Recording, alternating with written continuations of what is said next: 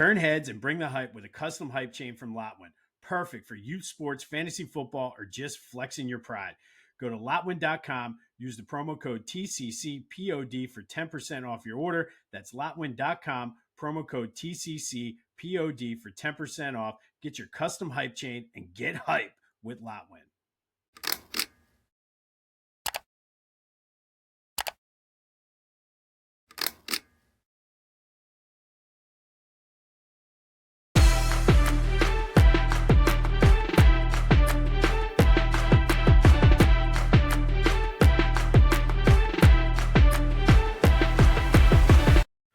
What's up, everyone? Welcome to this day in Philly sports history for September 12th, 2025. I'm your host, Jim Montgomery. Welcome to a feel-good Friday edition of the podcast. It is Friday. We made it. This week seemed like it took 2 months, but we're here. It's Friday, and there's a lot to feel good about here on a Friday. Sometimes I like to call these feel-gooder Fridays, but let's start with the Mets and the Phillies. The Mets may be broken. You have to love it. They did what we wanted them to do 2 weeks ago, but the Phillies completely buried the Mets.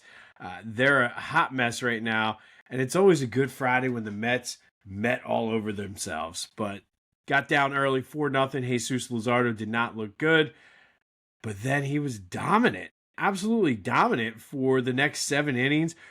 Retired, I think, like 20-some straight batters, had 10 strikeouts, gave way to Johan Duran, who went 1-2-3 in the 9th, giving the Phillies the 6-4 win.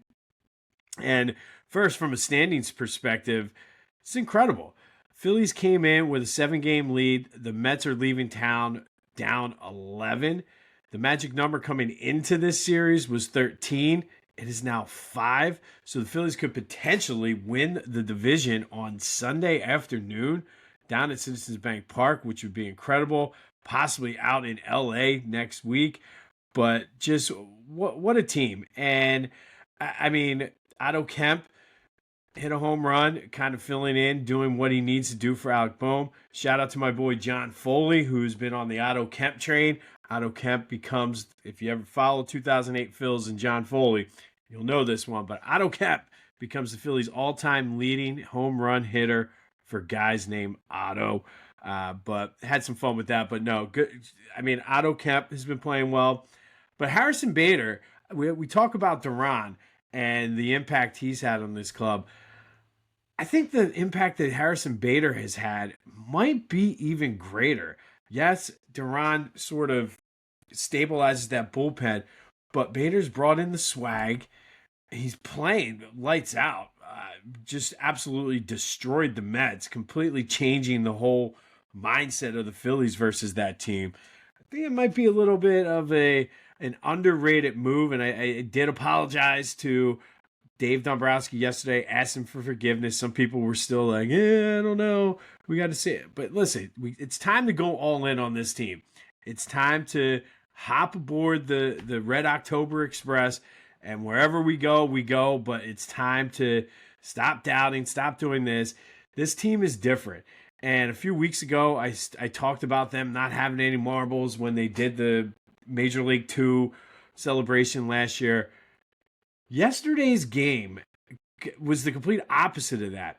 It would have been very easy after winning the first 3 games of this series. It would have been very easy for them to just be like, whatever, we'll give it up and we'll move on to Kansas City. But no, like they battled back. Like Bryce was battling, Schwarber battling, Realmuto battling, Otto Kemp, Harrison Bader, Brandon Marsh. Like these guys, like have like that never die attitude. It's this team over the past couple of weeks remind me eerily similar of the 2008 Phillies, who started to get hot right around this time and carried that momentum into the postseason. There was never a time with that 2008 team you felt they were out of it. And even yesterday when it was 4-0, I'm like, that's all right.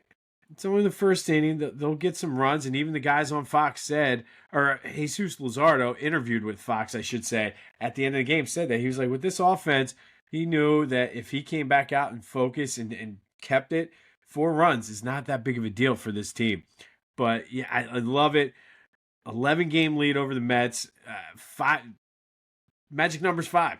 They could potentially win the division on Sunday. Milwaukee and the Dodgers were off, so the Phillies made up a half game on the Brewers. They're now 2 back for that top seed, but more importantly, they're up 4.5 on the Dodgers. And I think that right now, the Dodgers are really who we need to focus on right now, because we need, with Trey Turner, to get that first bye, or whether it's the first or second seed, to get that first round bye. 3 games coming up next week against the Dodgers. But first, it's a Kansas City weekend in Philadelphia. Birds are going out to Kansas City. The Royals are coming into Citizens Bank Park. Walker Buehler, insert your own Ferris Bueller jokes now. Bueller. All right, so Walker Buehler tonight. I'm very excited to see this start, because I think this is going to be crucial to see what he can do with the Phillies, especially since he has that postseason pedigree. Then it's Taijuan Walker and Aaron Nola, which I like the fact that the way that the rotation is setting up for that Dodger series. Not looking ahead past the Royals yet, but you're going to have Sanchez, Ranger, and Jesus in that Dodger series. But overall, good week for the Phillies. Phillies might be the winners of the week. The Mets, they're going to Met.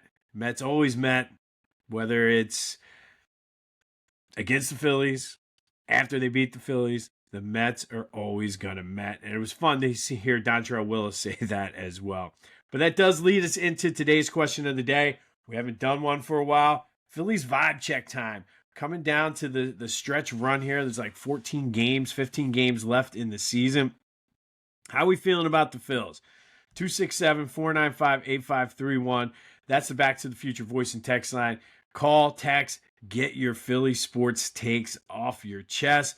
But are you ready to board the Red October Express? I am. Listen, put me in the front. No need to be in a quiet car. Sit there with a nice little cooler of Miller Lights, and let's go, baby. Let's go.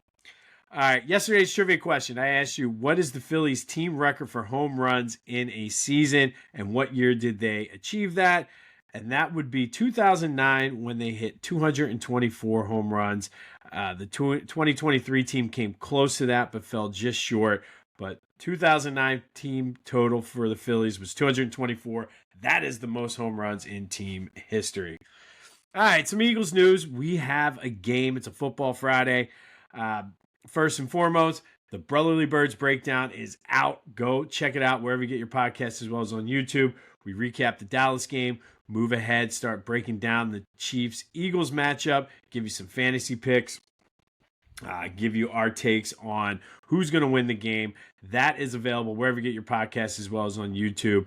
But much better sound quality. I know some of you noticed on the YouTube, and before I fixed it on Spotify, my mic went out. And of all people for the mic, the guy who does this every day had the mic issues. But fixed it, did some things on the back end in editing.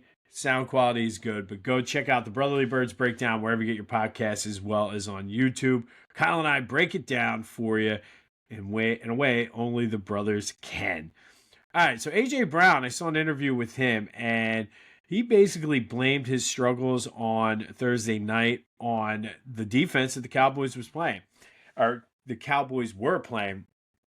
And I can see that. Now, I want to see what happens on Sunday to see how Kevin Patullo adjusts for that, how A.J. Brown adjusts for that. But Kyle and I don't want to get too much into it, because we talked about it on the Brotherly Birds breakdown. But we kind of noticed that too. We don't know if, I don't know. There could be something. He says he's not hurt. He says it was just a scheme. They had zone and decent coverage on him all day. So we'll see. One thing's for sure, though, they do need to get him more involved. But good to hear that he's not hurt or anything like that. And he just gave kudos to good Dallas defense. But huge matchup this weekend. Not really looking at it as the Super Bowl rematch, maybe because we won and we're having a different perspective of it. But based off of what we saw last night, the Eagles can actually start putting some distance already in the division. Jaden Daniels and the Commanders did not look good last night. So at least for the time being, your Philadelphia Eagles are alone in first place. But if you want more Eagles coverage, breaking down that Kansas City game, go check out the Brotherly Birds Breakdown wherever you get your podcasts, as well as on YouTube. All right, be sure to follow me on social media, Jimbo_Mont on Twitter and TikTok. On Instagram, @PhillyJimbo. Subscribe to the YouTube channel, Jimbo_Mont, and continue to spread the word as we grow this thing. And I didn't do it yet this week, but if you're a new listener, welcome. We are glad to have you. All right, a lot of good events other than the Phillies and the Eagles this weekend. You got Temple, Oklahoma. I'm looking forward to this just to see. It's really a measuring stick game. So going back to something that was talked about earlier this year, or earlier this week, when we were talking about acceptable losses.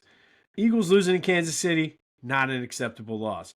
Temple losing to Oklahoma, perfectly acceptable loss. What do I want to see out of the Owls this weekend? I want to see some fight. I want to see them not get bullied by Oklahoma. Can they do it? Yeah. I mean, are they going to beat them? I highly doubt it. But can they keep it somewhat close and somewhat respectable? Absolutely. And when you're trying to build a culture and you're trying to build a program, this is a huge game for KC Keeler, because if he can come out there and if the Owls can show fight, if they can show that, you know what, yeah, you might be bigger, stronger, you might have a better pedigree, but we're Temple tough, that's going to go a long way in establishing his culture. So I really am looking forward to this game.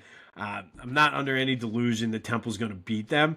I do think they have an outside shot to cover, but this ESP would be an acceptable loss for the Temple Owls. And another acceptable loss would be for the Villanova Wildcats, who travel up to Happy Valley to take on Penn State. Again, 0.000001% chance Villanova wins this game. However, show some fight. Show that you can hang in there. Get some stuff on tape. All those good things. Acceptable. Eagles losing in Kansas City, not acceptable. And then the Union are back in action after having a week off. Tough game up in Vancouver. Vancouver is in the thick of the Western Conference MLS playoffs race, so good measuring stick game here for the Union as well. Still not acceptable for them to lose it, though. But we'll recap all of that on Monday when we rewind the weekend. This day in Philly sports history is proud to be a part of the Clashing Conferences Sports Fan Network, a growing community of diehard fans turning their sports passion into something special. Whether you're looking for unique shows, want to launch your own podcast but don't have the time, or need production services, theclashingconferences.com has everything you need. Explore fan-driven content, become a member, or tap into their media services to level up your brand. That's clashingconferences.com, where fans' voices get heard. All right, September 12th. And September 12th was a day of debuts for Philly athletes. First, we're going to go all the way back to 1972. And on this day in 1972, the Phillies lost to the Mets 4-3. Don Money was replaced in the second inning at third base by a 22-year-old kid from Dayton, Ohio, who had shaky knees. And this guy was making his major league debut. He would go 1 for 3 that day with a walk. That guy would become a Hall of Famer, a 3-time MVP, a World Series MVP, a World Series champion, a 12-time All-Star, 10-time Gold Glover. I'm sure you've guessed who this is by now, but on this day in 1972, Michael Jack Schmidt made his major league debut, replacing Don Money at third base. Don Money was gone after that season, and the position was Mike's for the rest of his career. Phillies did lose that game. But interesting trivia question here for you on a Friday. Everybody knows what number Mike Schmidt is, the iconic number 20. Number 20 is a big number in Philly sports history between he and B-Doc, but that's a side note. When Mike took the field that day, he was not wearing his traditional number 20. We're going to do 2 bonus questions around Mike Schmidt's numbers. First of all, who was number 20, the last player besides Mike Schmidt to wear number 20. And then what number did Mike Schmidt wear that day in 1972? Hit me up on the Discord channel, which is the first link in the description. Back to the Future voice and text line, 267-495-8531. Any of my social medias. But who wore number 20 for the Phillies before Mike Schmidt? And then what number did Mike Schmidt wear that day? There you go. I got a little choose your adventure, if you will. And that's specifically for Kyle, who in the Discord trivia channel, I got to step up my game. So there you go, Kyle. Who wore number 20 before Mike Schmidt? All right. Then in 1999, it was Andy Reid's debut as head coach of the Eagles. Deuce Staley ran 2 touchdowns. Luther Broughton caught a touchdown pass from our old pal and future Super Bowl winning head coach Dougie P as the Eagles went up 21-0 after the first quarter, thanks in part to those touchdowns and 2 turnovers by the Arizona Cardinals. They actually led 24-6 at halftime, and then Jake the Snake Plummer, if you remember, if your kids are out there old enough to remember Jake the Snake, he was able to always seem like he was doing fourth quarter comebacks. This was no different, but the Eagles did lead going into the fourth quarter. They had a chance to ice it. Dougie P went to go hit Brian Finneran on a pass that would have been a first down. They would have been able to run out the clock. He may have been able to outrun the Cardinals secondary for a touchdown, but instead he bobbled it, leading to an interception. Jake leads them down. Cardinals kick the field goal with 4 seconds left. Eagles lose 25-24 in Andy Reid's first game as a head coach. I don't know why certain games in my life just really stick out, and this one, because Finneran would go on to have a pretty solid NFL career with the Falcons, but man, he botched this one so bad. Like, it was probably the best pass I've ever seen. No offense, Doug, but probably the best pass I've ever seen Doug Peterson throw in my life. At least for that season, it was the best throw he ever had. And he dropped it. And not only did he drop it, the Cardinals intercepted it, but Andy Reid loses his coaching debut on this day, 25-24, down at the Vet after the Eagles jump out 21-0 in the first quarter. And if you're keeping score at home, Donovan did not play in this game. It would be a few more weeks before he would get some playing time. And then perhaps the biggest, best debut in Philly sports history happened on this day in 2004. Eagles open up with a 31-17 win against the Giants down at the Link.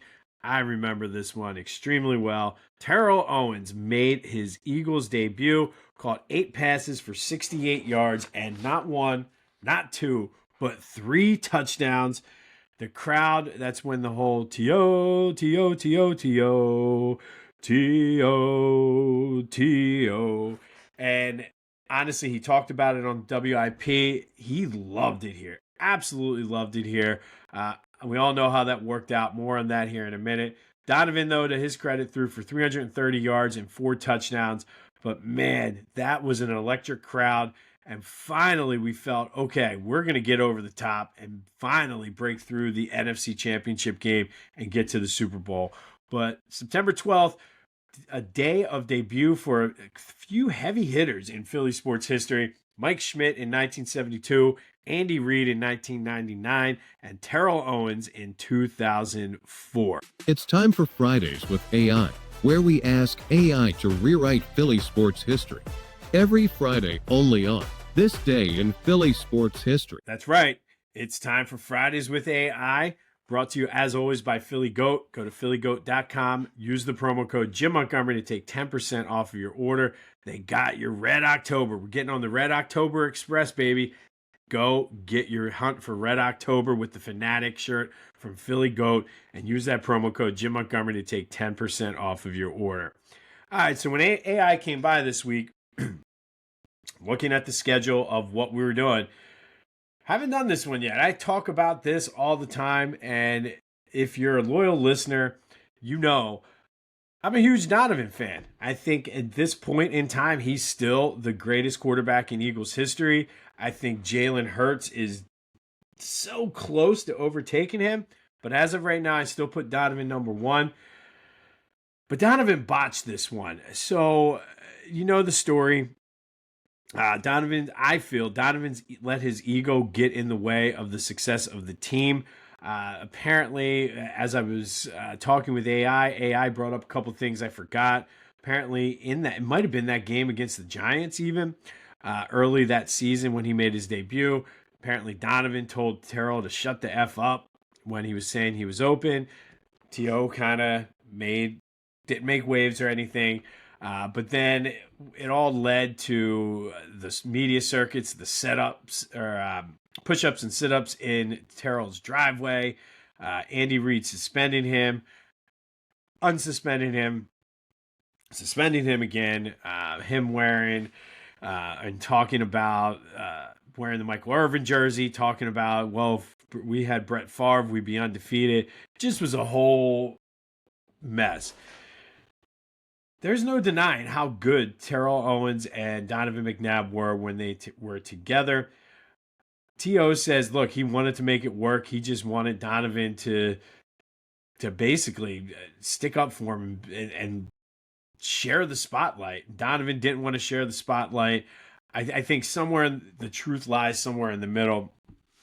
But I think it's fair to say that Donovan's ego got in the way of this. So I asked AI, what if Donovan didn't let his ego get in the way? What if Donovan saw what we all saw, that Terrell Owens made not only him, but the entire Eagles offense that much better?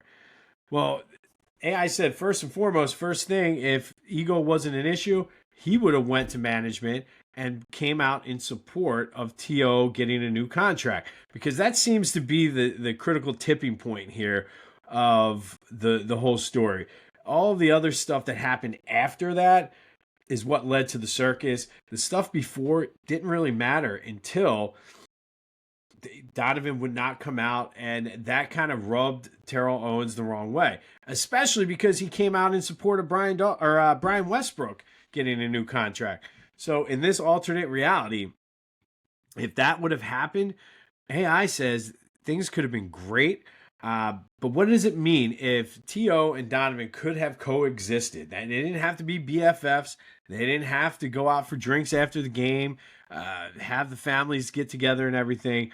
But if they could have coexisted, probably doesn't mean too much for the 2005 season. If you kind of put it in perspective, McNabb likely still would have gotten hurt because he got hurt pretty much early that season with T.O. on the team. So likely no change in 2005. 2006, again, Donovan probably still gets hurt. And I think the key piece in this kind of simulation here is Donovan's health. He always kind of, after that 2004 season, there always seemed to be some type of injury. But in 2006, Jeff Garcia, having Terrell Owens as one of his receivers, takes the Eagles to the NFC Championship game. They lose to the the Bears, the other Chicago team. But hopes are high in 2007 with a healthy Donovan and T.O.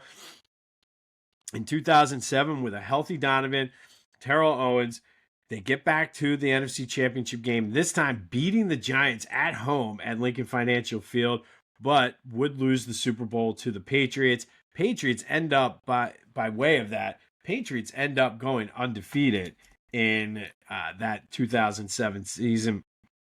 Then the next year, they should have won the Super Bowl that year without T.O. But 2008, they get to the NFC Championship game. This time, beat the Cardinals.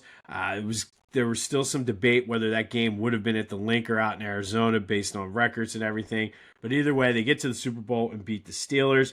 Then they come back in 2009, beat the Saints down in the Superdome in the NFC Championship game, go back to the Super Bowl and beat the Colts. So they go back to back. It doesn't happen that soon after the first Super Bowl, but they do get back and win back-to-back Super Bowls. And then from 2010 on, they're pretty much contenders all the time, but with Donovan's health and everybody getting a little bit older, they're not necessarily a top-tier team. but they're good for a playoff run. You never know what happens when you come to the playoffs, but AI does think they would have won 2 Super Bowls together. I don't necessarily disagree. And then what does it mean for their careers? Well, Donovan likely would have had between 45 and 48,000 yards. There's some AI was like, hey, could have gone down here, could have been higher, but pretty much a good conservative estimate. 45 to 48,000, between 280 and 300 touchdowns. Shoe in for first ballot Hall of Fame.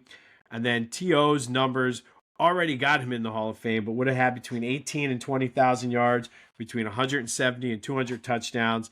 But again, they both go in the Hall of Fame together, and they're forever linked. But what do you think? And I know this is one of those big, everybody talks about what could have been. What are your thoughts on if T.O. and Donovan could have coexisted? What would it have meant for the Eagles? I think minimally they win another Super Bowl. In this, AI seems to think they would have gone to 3, winning 2 of them. So they would have ended up 2-2 in Super Bowls, which we all know as Eagles fans, we certainly would have taken that. But let me know your thoughts on the Back to the Future voice and text line, any of my social media. And again, I like McNabb, but I just feel like a lot of this you could have solved if you just swallow your pride, put the ego to the side. And again, I say it all the time, whether or not you meant it or not, just say, pay the man, pay that man his money. Would have been that simple. But that is Fridays with AI, brought to you as always by Philly Goat. Go to phillygoat.com. Use the promo code Jim Montgomery to take 10% off your order. Get your hunt for Red October shirts and get aboard the Red October Express, making all stops, or I guess making no stops to the world. Whatever. Let it go. You know what I meant. It's Friday. It's been a long week. Just go to Philly Goat, buy the damn shirt, use the promo code Jim Montgomery to take 10% off your order. All right, then finally today, in honor of, I almost talked about this, but I kept it to a debut sort of focus today. But in honor of the 2005 season opener where Ike Reese baited Jeremiah Trotter into getting ejected out of the game, leading to the Eagles losing that game. Today's underrated and underappreciated Philly athlete is Ike Reese himself. Ike was a 5th-round draft pick in 1998 out of Michigan State. He was a special team stud, backup linebacker, made a Pro Bowl in 2004, played with the Eagles from 98 to 2004. In his regular season, he had 6.5 sacks, 2 interceptions, and a fumble recovery for his career with the Eagles. But that 2004, he played such a big role on the special teams unit. And truthfully, special teams guys kind of fit into the same mold as offensive linemen, where you don't really hear their name. And the less you hear their name, the better it is. Because if you hear their name, that means they're not doing something right. And Ike, like I said, you would hear his name for a tackle or a big play. But Ike was just kind of one of those guys who went in there, and special teams guys have a different mindset. And Ike was one of the best. Met him a couple times. He seems like a very nice, solid guy. Currently on WIP. But Ike Reese was one of those unsung guys that didn't get a lot of the accolades, but played a key part in those 4 straight NFC Championship runs. Playing, again, special teams. And you look at the Eagles from last week, special teams played a huge role in that game. And they can win you games, they can cost you games. And Ike Reese was one of the best to do it on special teams for the Eagles. So today's underrated, underappreciated athlete, Ike Reese, in honor of the anniversary of him getting Jeremiah Trotter thrown out of that game before the game even started. Let me know your thoughts on Fridays with AI. What would have happened if T.O. and Donovan would have coexisted? All in honor of September 12th, which was a day of debuts. In 2004, 2004, Terrell Owens made his Eagles debut in a 31-17 win over the Giants. Caught 8 passes, 68 yards, 3 touchdowns. 1999, Andy Reid almost won his coaching debut with the Eagles. Unfortunately, Brian Finneran dropped perhaps the greatest pass of Doug Peterson's career, leading to an interception and a Cardinals win. And Philly legend and GOAT and greatest third baseman ever to play the game in the history of Major League Baseball, Mike Schmidt made his Phillies debut on this day in 1972. Don't forget the trivia question. First, what number did Mike Schmidt wear that day in 1972? And who wore number 20 before Mike Schmidt did? All right, it's going to be an action-packed weekend for Philly sports. You got the Union, you got Villanova, Penn State, Temple, Oklahoma. It's like college football central here. And then, of course, you got the Phillies, Royals, and then the big one on Sunday, Eagles, Chiefs from Arrowhead Stadium. Looking forward to that. We will recap it. Don't forget the Union, too, out in Vancouver. But we will recap it, have it all for you on Monday when we rewind the weekend. This has been This Day in Philly Sports History for September 12th, 2025. My name's Jim Montgomery. Don't forget to go check out the Brotherly Birds Breakdown wherever you get your podcasts, as well as on YouTube. Go have yourselves a feel-good Friday. Have a great weekend. And until next time, I'll see you when I see you.